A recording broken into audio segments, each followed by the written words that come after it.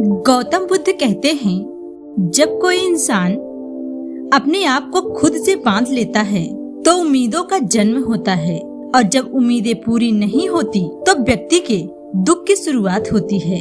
आज मैं आपको गौतम बुद्ध की कुछ बातें बता रही हूँ। कैसे आप अपने आप को किसी से बांध लेते हैं और फिर उम्मीदों के जाल में फंस जाते हैं। एक बार एक स्त्री बुद्ध के पास आती है और बुद्ध से कहती है कि बुद्ध, जब मैं आपसे नहीं मिली थी तब मेरा मन फिर भी शांत था, परंतु आपसे मिलने के बाद मेरे मन की अशांति और बढ़ गई है, क्योंकि मुझे अब सत्य दिखने लगा है।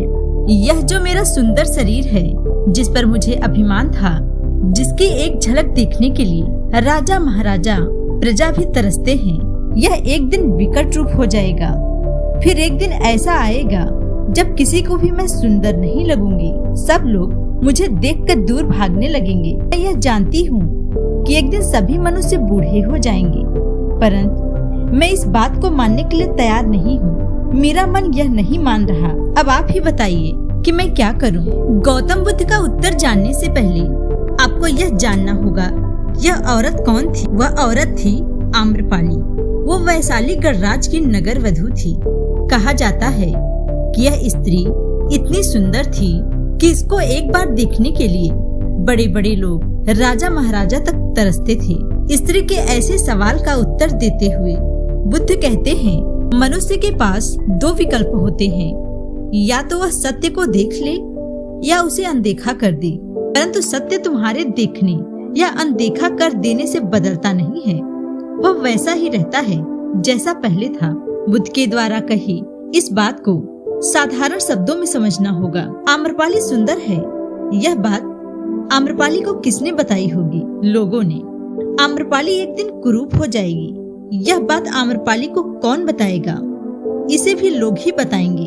आम्रपाली ने खुद को, अपने आप को सुंदर, विकट या कुरूप बनाया नहीं है। पहली बार किसी ने बताया था कि वह सुंदर है। जब तक आम्रपाली को यह किसी ने नहीं बताया था कि वह सुंदर है, तब तक उसे नहीं पता था कि वह सुंदर भी है।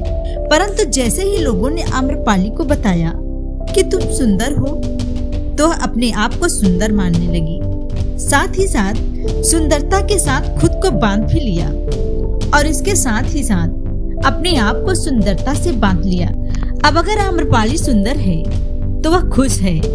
अगर आम्रपाली को लोग कह दे कि वह सुंदर नहीं है तो वह दुखी हो जाएगी।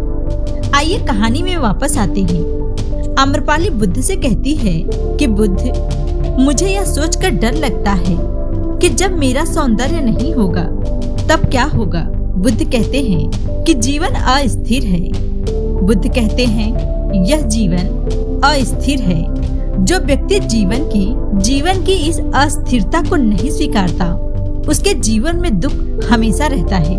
इसे इस तरह समझो, कोई व्यक्ति अपने प्रेमी से बिछुड़ने से डरता है, तो कोई प्रेमिका से, कोई अपने माता पिता से अलग होने से डरता है। जबकि यह बात सबको पता है कि एक न एक दिन सबको अलग होना ही है। फिर भी जीवन में दुख क्यों है? क्योंकि यह दुख, ये डर स्वाभाविक है। उन लोगों के लिए स्वाभाविक है जो सत्य के मार्ग पर चलना नहीं चाहते, ध्यान के मार्ग पर चलना नहीं चाहते, सत्य के मार्ग पर चलने से डरते हैं। सत्य के मार्ग पर चलने का अर्थ है खुद के मन और शरीर पर काम करना। बुद्ध कहते हैं, जैसे जैसे कोई व्यक्ति ध्यान में उतरता चला जाता है, वैसे वैसे उसे जीवन की अस्थिरता का अनुभव होता है।